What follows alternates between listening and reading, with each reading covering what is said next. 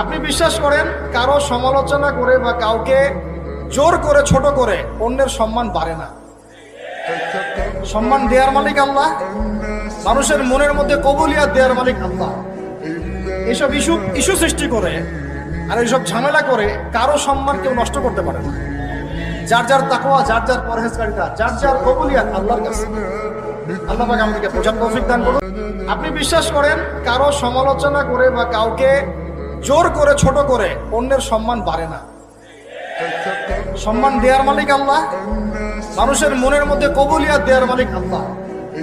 এইসব ইস্যু সৃষ্টি করে আর এইসব ঝামেলা করে কারো সম্মান কেউ নষ্ট করতে পারে না। যার যার তাকওয়া, যার যার পরহেজগারিতা, যার যার কবুলিয়াত আল্লাহর কাছে। আল্লাহ পাক আমাদেরকে বোঝার তৌফিক দান করুন। আপনি বিশ্বাস করেন কারো সমালোচনা করে বা কাউকে জোর করে ছোট করে অন্যের সম্মান বাড়ে না?